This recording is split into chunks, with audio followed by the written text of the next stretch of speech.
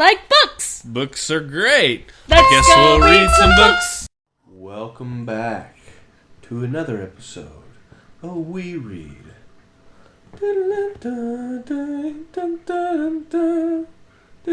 I do not know what you're referencing.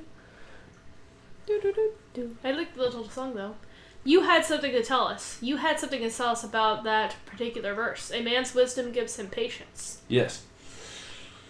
The first time I read this book, that was the turning point right there. That line, that verse. I wonder if I can highlight it without totally messing up our capture. If you know a good capture software, let us know because we're having some relational issues with this one. I'm having some anger practice on my capture software. A man's wisdom gives him patience. It is to his glory to overlook an offense. I believe this is Proverbs 19:11.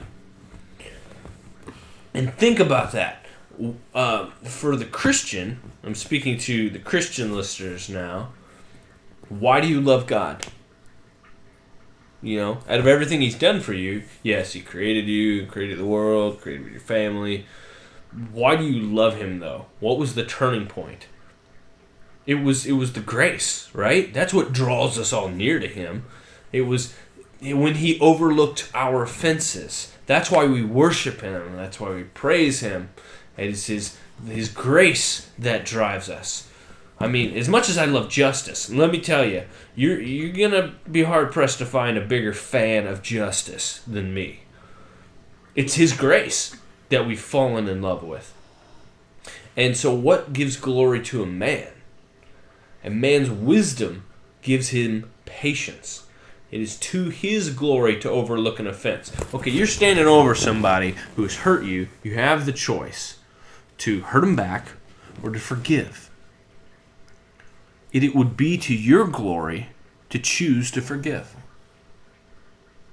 I mean, think about that. I'm thinking about it. That rocked me. That was revolutionary thinking the first time I read this book.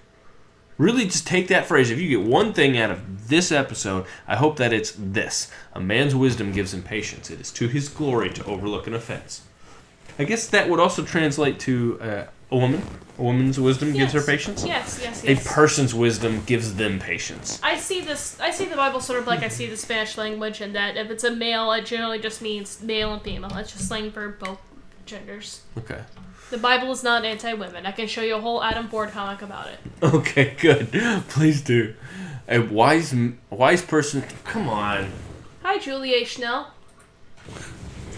Why does it keep doing that?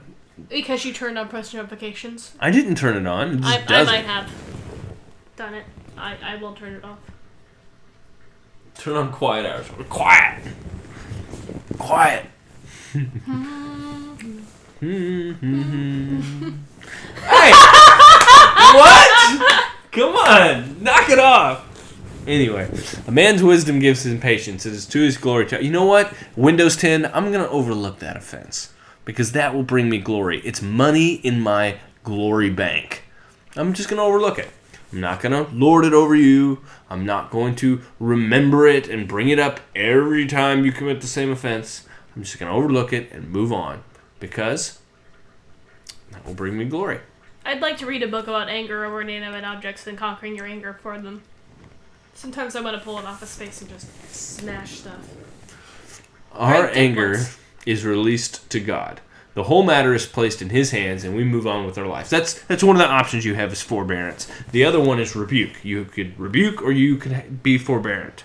Yeah, is that the right word? Yes, we read this last time. The word to rebuke means literally to set a weight upon. Yeah. So in this episode, we're going to talk about the other choice of if your brother sins, rebuke him. If he repents, forgive him. Notice that Jesus is talking about those with whom you have a relationship. He says if your brother sins against you. Furthermore, the word translated to rebuke means literally to set a weight upon. We read all this last time. Thus, to rebuke is to lay a matter before someone, to clearly bring it to his attention. There are numerous examples of this in the New Testament. For example, Nathaniel's pretty epic put down in, which one is it, 1st or 2nd Chronicles? One of the Chronicles. We already read that quote. On one occasion, Jesus began to teach his disciples that he was going to suffer many things and be rejected by the elders and the chief priests, and that he would be killed, and after 3 days he would rise again. The scriptures record the reaction of one disciple. Peter took him aside and began to rebuke him. Why did Peter rebuke Jesus? Because sometimes he does things and he kind of doesn't really understand what he's doing. We all have a Peter in our life. Because in his mind, what Jesus was saying was wrong. This is not the way you establish a kingdom. And certainly my master is not going to be killed. Perhaps Peter thought Jesus was depressed. But he certainly didn't agree with what Jesus was saying, so he privately rebuked him. In response, Jesus turned and looked at his disciples. Then he rebuked Peter. "Get behind me, Satan," he said. "You do not have in mind the things of God, but the things of men." Jesus knew that Peter misunderstood reality, that in fact he was speaking the words of Satan. In brief, Peter was wrong, and Jesus clearly confronted him with his wrong.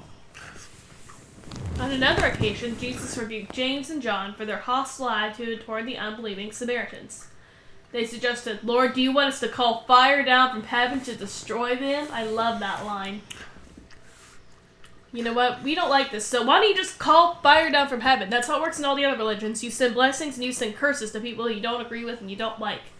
They were clearly feeling hurt. Yes. Clearly they were feeling hurt. And I'll admit, maybe it's better that I don't have the ability to call fire down from heaven.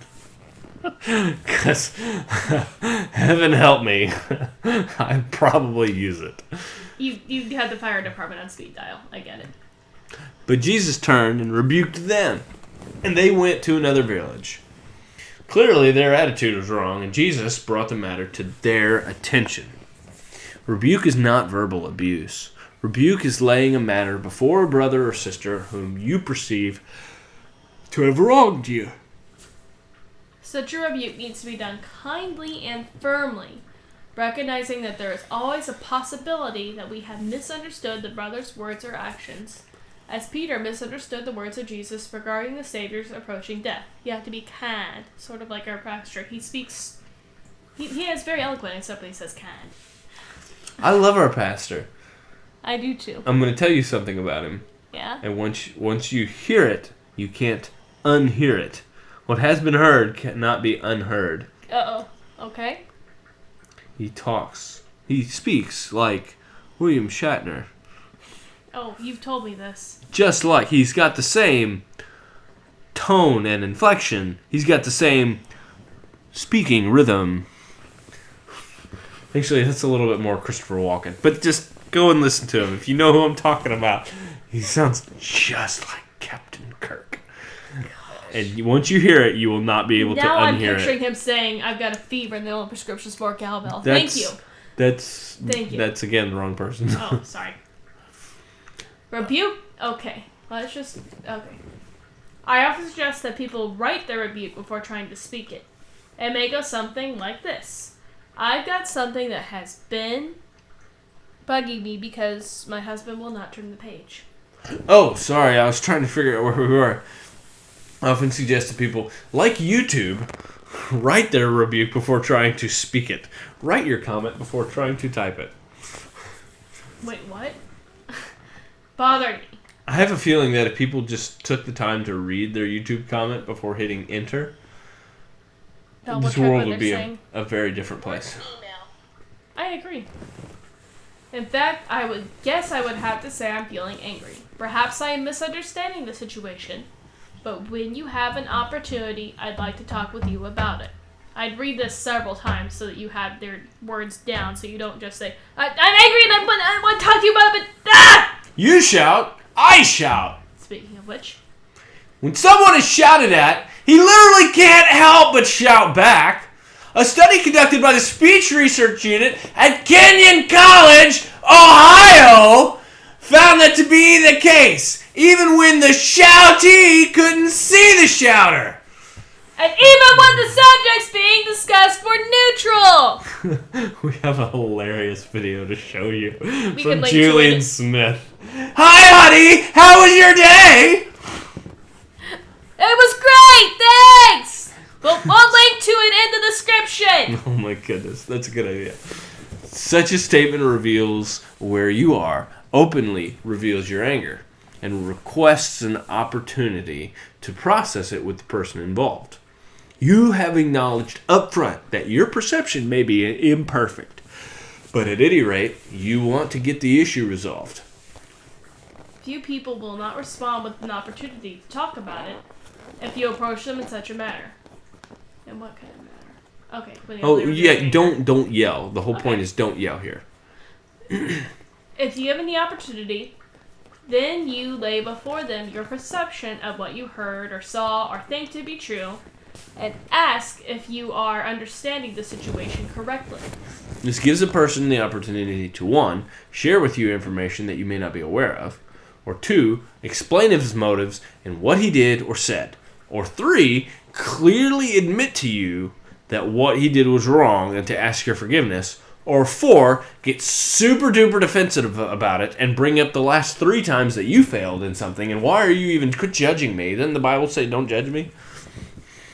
But that is actually, yeah, that's not a good option, so don't do that last one. Well, yeah, but it is an option that sometimes you take. You have to kind of take the high road there and say, clearly you're not ready to talk about this right now. We're going to have to try again later. In the context of open communication, each trying to understand the other, the issue will be resolved, either by the other's explanation or the other's confession of wrong. The framework is laid for reconciliation. If the person admits to wrongdoing and expresses a repentant attitude, the clear teaching of Jesus is that we are to forgive the individual. In Matthew 18, Jesus described how this principle works in the context of the local church. This is a good example. If your brother sins against you, go and show him his fault just between the two of you. If he listens to you, great, you have won your brother over. But if he will not listen, take 1 or 2 others along, so that every matter may be established by the testimony of 2 or 3 witnesses. If you refuse to listen to them, tell it to the church. And if you refuse to listen even to the church, treat him as you would a pagan or tax collector. Bang on. And how do you treat a pagan or tax collector? You pray for his salvation, and you pray for his restoration. You treat the person with dignity and respect as an individual for whom Christ died. But you cannot have warm fellowship with him because he refuses to deal with the offense, which always divides. It's hard to do. I think we made it to step 2 in this process. With who? A person? Yes, with the person who was having issues not paying his dues for mission trips and things like that. Who always had a debt. And is not very responsible.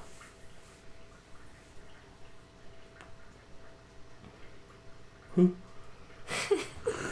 I'm sorry, I'm totally lost. Well, you had to take it to step 2 and it's hard, that's all. There's a person that you had to go get some friends to rebuke. And you probably don't remember the issue. No, I don't. Tell me afterwards. Okay. Anywho, sorry. We'll cut that out. You pray for yourself. Well, no, I'm not going to cut it out. That's way too much work. I like books! Books are great. Let's go read some books!